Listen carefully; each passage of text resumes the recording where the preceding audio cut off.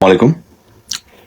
আমি বলেছিলাম যে ডক্টর খলিলুর রহমানের ভারত ভিজিট যেটা ছিল হচ্ছে কলম্বো সিকিউরিটি কনক্লেভ, এখানে কি আলোচনা হয়েছে বা যে সমস্ত জিনিস আমি জানতে পেরেছি সে ব্যাপারে কথা বলবো। আমি অলরেডি অনেকগুলো ভিউ দেখলাম, দেখে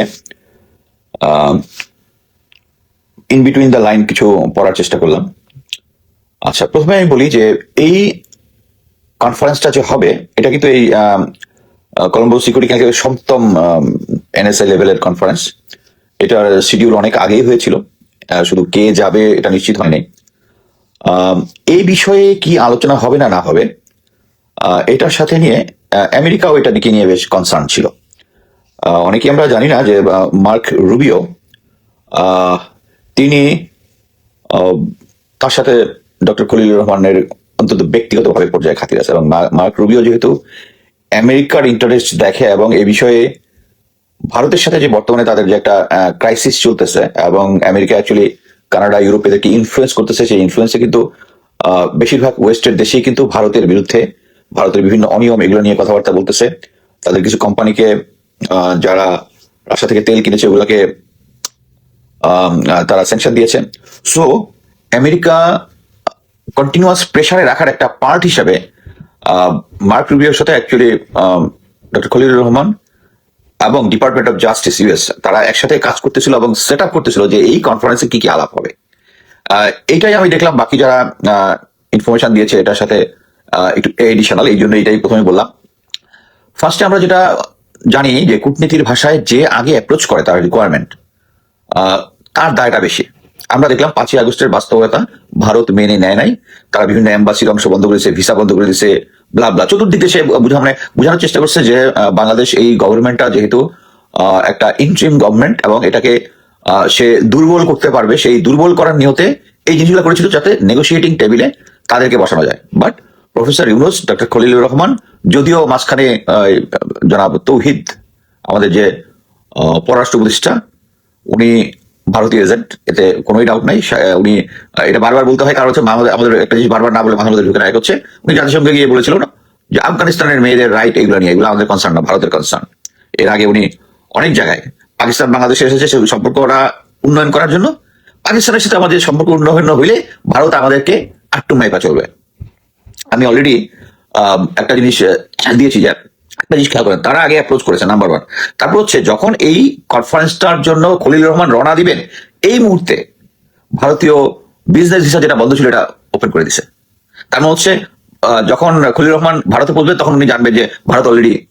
এইগুলোই হচ্ছে যে ভারত যে এখন একটু সফট ভাবে আছে এবং সে অলরেডি ভারতের অ্যাকচুয়ালি যে ফরেন পলিসিটা এটা এত বেশি ফ্লাকচুয়েট করে, তারা আমেরিকার সাথে জোটে যায় আবার রাশিয়ার সাথে ইয়া করে, যেটা তাদের থেকে সবচেয়ে বেস্ট ফায়দা লুটা যাবে। বাট এই ফায়দা লুটতে লুটতে লুটতে সবাইকে খেপাই দিচ্ছে সে। এই জন্যই তার আশেপাশের কোনোটা দেশের প্রতিবেশীর সাথে তার খাতির নেই। এখন হচ্ছে যে ডক্টর খলিলুর রহমান ওখানে গিয়ে কি বললেন, আমি যেটা জানতে পেরেছি যে প্রাথমিকভাবে এটা ভারতও জানে যে এই মুহূর্তে যে শেখ হাসিনা এবং আওয়ামী দোসর যারা আছে এবং আমাদের 6 জন জেনারেল পালিয়ে ওখানে আছে, এই জিনিসগুলো অ্যাকচুয়ালি কূটনৈতিক ভাষায় তাদের অ্যান্সার কোনোটাই নাই, কিন্তু জোর করে সে কি বলে কূটনৈতিক ভাষায় এটা ডিনায়াল ভাবে প্রেশার দিচ্ছে। বাট এই মুহূর্তে ডক্টর খলিল রহমান তাদেরকে এটা নিয়ে ক্লিয়ারলি জানাইতে বলছে যে তারা একটা উদাহরণ দিয়েছে যে দালাই লামাকে কি বলে, এবং এটা দেখলাম কয়েকটা ইয়াতেও আসছে তাদের কয়েকটা থিঙ্ক ট্যাঙ্কের বক্তব্য বলতে, যে দালাই লামাকে তো তারা চায়না এত বড় একটা রাজনৈতিক শক্তি, তারপর তাদের প্রেসারে দেয় নাই। দালাই লামা তো কোনো কোর্টের কনভিক্টেড না, সে তো তার উপরে তো 1,500 লোকের খুন করার ইলজাম ছিল না। সো এটার সাথে এটা মিলাইলে হবে না। ভারত এটা ভালো করেই জানে যে ফিউচারে যেটা হবে সেটা হচ্ছে অলরেডি রেড অ্যালার্ট জারি হয়েছে ইন্টারপোলের যদি রেড অ্যালার্ট জারি হয় তাহলে কিন্তু ওইটা ভারতকে অ্যাড্রেস করতে হবে। এটা দালাই লামার কেসের সাথে মিলাইলে হবে না, এবং ফিউচারে এই ব্যাপারে আরো প্রেশার আসবে। সো ওরা জানে যে এটা নিয়ে। বাট আমি অ্যাকচুয়ালি এখনো বিশ্বাস করি যে ভারতের পররাষ্ট্রনীতি যে পরিমাণ ফ্ল্যাকচুয়েট করে, এই ফ্ল্যাকচুয়েট করার কারণে তারা যখন দেখবে যে আমার কিসে লাভ, শেখ হাসিনা এবং তার family they are done with it. Sheikh Hasina already বলেছে যা দিছে ভারত আজীবন মনে রাখবে, এবং ফিউচারে শেখ হাসিনার শেখ ফ্যামিলির কেউ ফেরত আসার কোনো সুযোগ নাই, ফেরত আসার কোনো সুযোগ নাই। জয় এটা একটা গান্ডু, অথর্ব। এই কারণেই মানে একটা ছেলে থাকতেও তারা পুতুলকে তার নেক্সট উত্তরাধিকারী হিসেবে কিন্তু সেট করতেছিল। সো আমার যেটা মনে হয় যে এই মুহূর্তে ভারত ডক্টর খলিল সাথে যে গেমটা খেলার চেষ্টা করছে যে হ্যাঁ আমরা একজন খুনি মার্ডারার তাদেরকে ফেরত দিব, বাট এর বদলে ওই আছে ওরা হচ্ছে ইসরায়েলি নেগোসিয়েশন টেকনিক। ওদের টেকনিকটা কি? টেক এভরিথিং গিভ নাথিং, মানে হচ্ছে কি এটা দিব কিন্তু আমার কি দিবা, ওই সেম পুরানা জিনিস। আওয়ামী লীগের আমলে যে সমস্ত ছিল, ইকোনমিক জোন অলরেডি যেটা ছিল মিরাসরাইতে ওইটা ক্যান্সেল করে দিছে, আবার নতুন একটা কি তারা চাচ্ছে দুইটা আবার ইকোনমিক জোন নাকি তারা চাচ্ছে, দুইটা ইকোনমিক জোন ট্রানজিট, যে জিনিসগুলো নিয়ে পুরানা।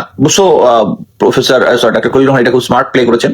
এটা নিয়ে উনি জাস্ট খালি বলেছেন যে এইটার সাথে তো এটার কোনো সম্পর্ক নাই, এটা হচ্ছে সে আমাদের সাথে তোমাদের 2013-তে বন্দি বিনিময় চুক্তি হয়েছে, চুক্তি অনুযায়ী দেওয়ার কথা দেওয়া নাই। এখন যখন এটা তার এগেনস্টে অলরেডি আদালতের রায় হয়েছে, সো তোমাকে দিতে হবে এই জিনিসটা, মানে ডিপ্লোম্যাটিক্যালি এই জিনিসগুলো অ্যাকচুয়ালি কূটনৈতিক ভাষা আছে। যেমন মনে করেন যে উনি খলিল রহমান পরবর্তীতে বলেছেন, আমি বলি কি বলেছেন একটা স্টেটমেন্টের মধ্যে, যে একটি স্থিতিশীল নিরাপদ সমৃদ্ধ অঞ্চল নিশ্চিত করতে বাংলাদেশ হাতে হাত মিলিয়ে একসঙ্গে চলতে কাজ করতে প্রস্তুত। তিনি আরো বলেন, আমরা কোনো বাইরের কিংবা অভ্যন্তরীণ কারণকে অন্য কোনো রাষ্ট্রের জনগোষ্ঠীর জন্য হুমকিতে পরিণত হতে চাই না। এটা হচ্ছে অফিসিয়াল স্টেটমেন্ট, কিন্তু এটার মধ্যেই নিহিত আছে, যদি ইন বিটুইন লাইনে পড়েন কাদেরকে কোনটা বলছে ক্লিয়ার, যে আমরা পাকিস্তান ভারত এদের কোনো ইনফ্লুয়েন্সে কাজ করবো না, আর ইন্ডিয়ার কোনো ইন্টারেস্ট নিয়ে করবো না, আমাদের নিজেদের নিরাপত্তা ইস্যুটা সবচেয়ে বেশি, এবং এই জিনিসটাই তাদেরকে ক্লিয়ার করেছেন। এখন বাংলাদেশ কোনো বাইরের ইনফ্লুয়েন্সে কাজ করবে না, এটাই হচ্ছে অজিত দোভালের জন্য হচ্ছে বড়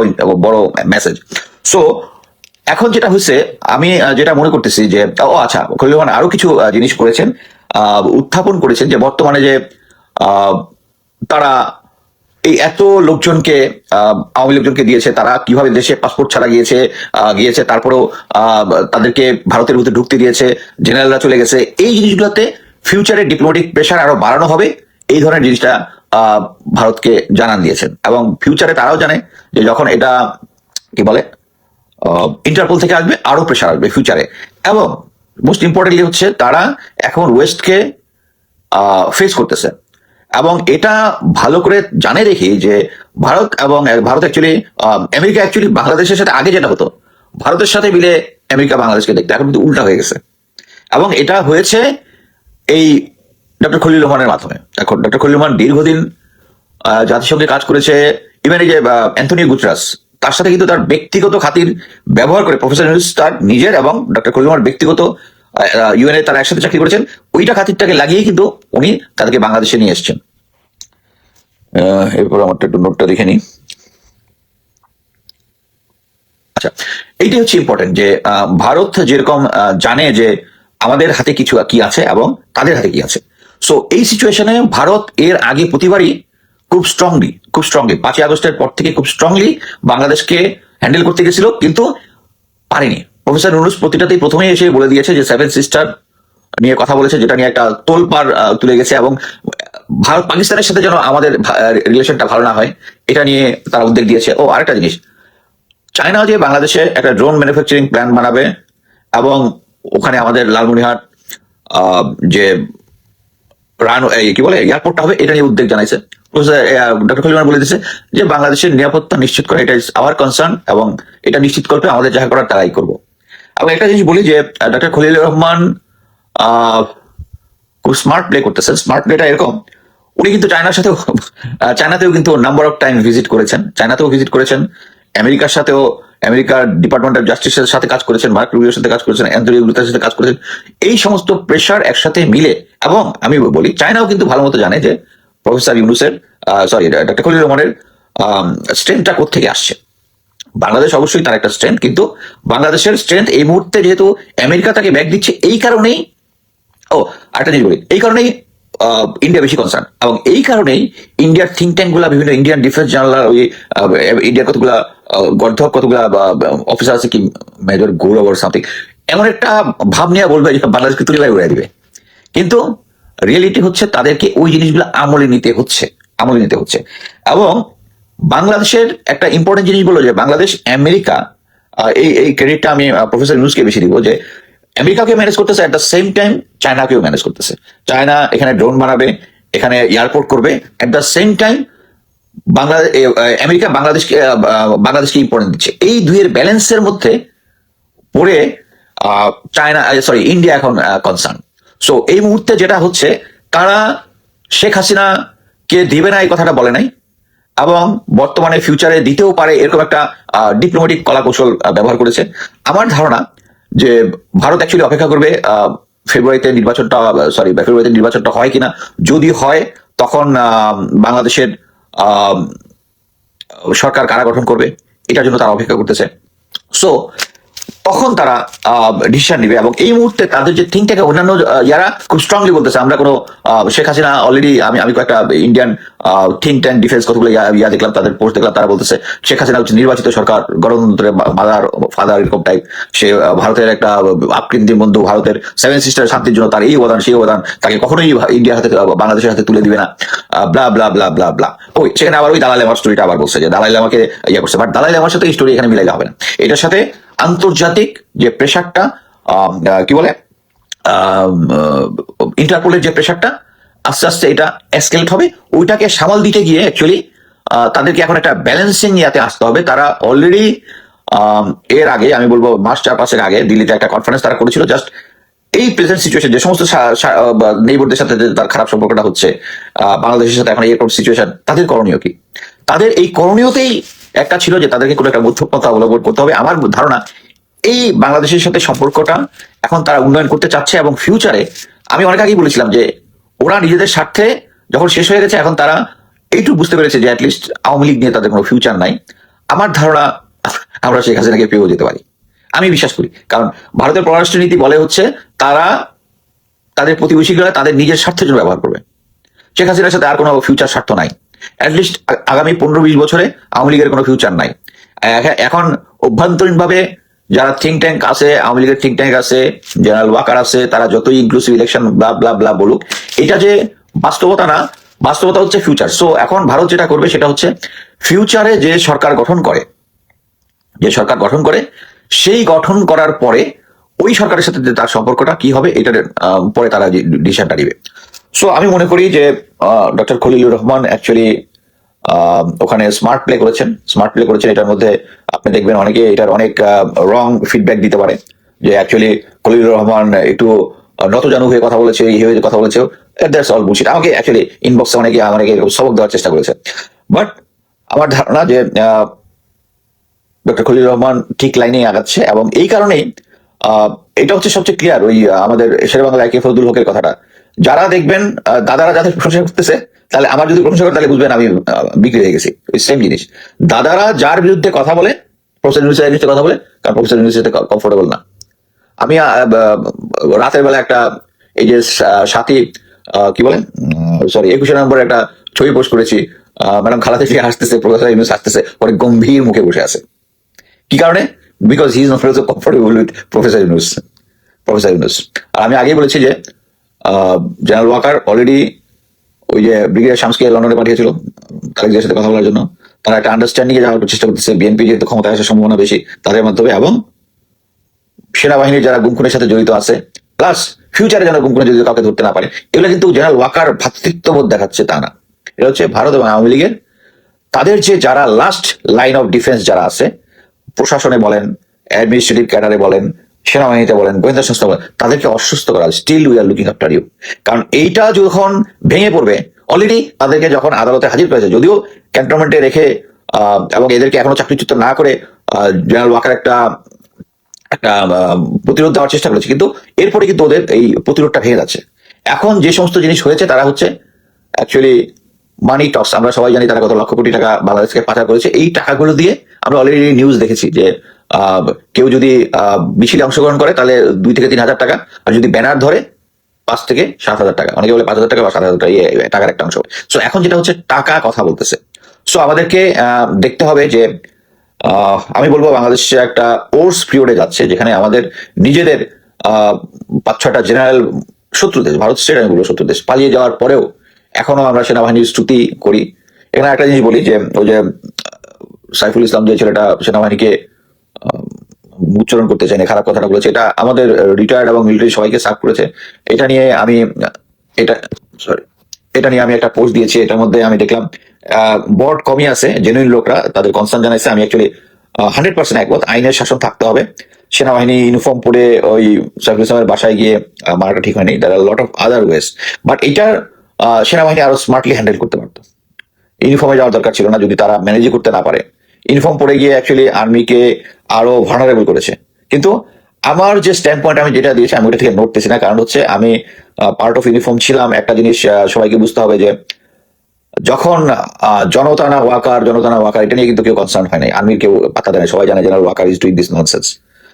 হাসনাত না ওয়াকার, হাসনাত না ওয়াকার, যদিও এটাকে আমি একদিন না, হাসনাতের সাথে জেনারেল ওয়াকার তুলনা আমি করবো না। কিন্তু এইগুলাতে সেনাবাহিনীর মধ্যে ইয়া হয় না। কিন্তু একটা আপনাকে সাধারণ জনগণ যে কেউ হন, তারা আহ, একটা সংস্থাকে এইভাবে আপনি কথা বলতে পারেন না পাবলিকে, আপনি ইমোশনাল হয়ে যেতে পারেন।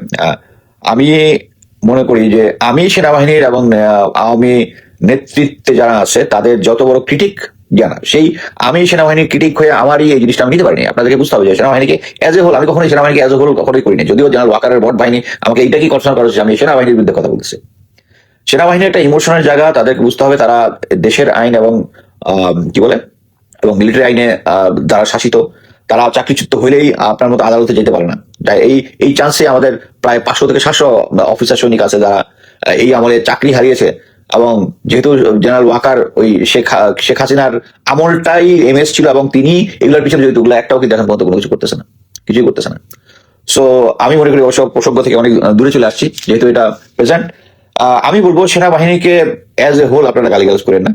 যারা এই সেনাবাহিনীকে এই পর্যায়ে নিয়ে গেছে তারা এটার জন্য যায়, সবাই না। আমি আরেকটা জিনিস বলি, আমি নিজে এই 5ই আগস্টের অনেক আগে, এখন থেকে হয়তো 5-6 বছর আগে, একজন সিনিয়র মিলিটারি অফিসার, যিনি, আমি কোন রাজনৈতিক দল কিছুই বলবো না, স্যারের সাথে আমার নিয়মিত কথা হইতো, মানে শেখ হাসিনার বিরুদ্ধে যখন আমরা স্ট্রংলি লেখা কথাবার্তা শুরু করলাম, যে সেনাবাহিনীর ভিতরে যে ভারতীয় আধিপত্যবাদ যেটা ঢুকেছে, যেটা মনে করেন অন্য যে কোনো দেশে যে প্রতিবেশী দেশের সাথে এরকম আন্ডারহ্যান্ড যারা করে, it's a treason, it's high treason. এবং সেনাবাহিনীর অফিসার কিছু আমাকে সরাসরি বলেছে তারা ভারতের সাথে তার কানেকশন আছে। এই জিনিসটা যে একটা কবিরা গুণা, এটা সেনাবাহিনীর ভিতরে ঢুকাইতে হবে।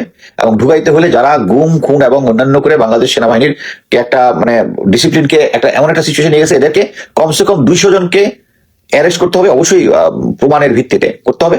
এবং নিশ্চিত যারা গুম খুনের সাথে জড়িত এরকম 35 থেকে 40 জনকে ফাঁসিতে ঝুলাইতে হবে, অবশ্যই আইনের মাধ্যমে। বাট আমি দেখলাম তারা এখন জেনারেল ওয়াকারের দ্বারা প্রভাবিত। আমি সেনাবাহিনীর বিরুদ্ধে কথা বলি এটা সেনাবাহিনীকে সেই আগের ফর্মে নিয়ে আসার জন্য, আগের ফর্মে যেখানে জনগণ আমাদেরকে সাপোর্ট করতো, আমাদেরকে অ্যালং উইথ আমরাও জনগণের যে কোনো বিপদে ঝাঁপিয়ে পড়তাম, এখনো পড়তেছি। কিন্তু আমরা অ্যাকচুয়ালি এত কিছু করার পরেও আমরা জনগণের মন পাচ্ছি না। এখনো পাবলিক মিডিয়াতে আমাদেরকে যে এই সাইফুল রহমান যে কথাটা বলছে এটা বলতেছে, এটাকে উত্তরণের একটা বড় উপায় আমি বলবো, যদিও এটা দীর্ঘ হয়ে যাচ্ছে কথাবার্তা, সেটা হচ্ছে আগামী নির্বাচন। আমি সেনাবাহিনীর সমস্ত সদস্যদেরকে বলবো, উপরের থেকে জেনারেল ওয়াকার যে আদেশই দেখ না কেন, আপনারা গ্রাউন্ডে যখন থাকবেন আপনারা একটা ফ্রি অ্যান্ড ফেয়ার ইলেকশন, এবং আপনারাই শুধু পারেন, সেনাবাহিনী ছাড়া কেউ পারবে না, তাদেরকে একটা ফ্রি ফেয়ার ইলেকশন করতে হবে। এবং বাংলাদেশকে ইন্ডিয়া চাচ্ছে এবং আওয়ামী লীগ চাচ্ছে এই নেক্সট ইলেকশনটা একটা হজবরল টাইপ একটা ইলেকশন হোক, এবং জনগণ এবং দুনিয়াকে যেন তারা দেখাইতে পারে যে বাংলাদেশ ইলেকশন এরকমই হয়। সো এটা যেন না করতে পারে।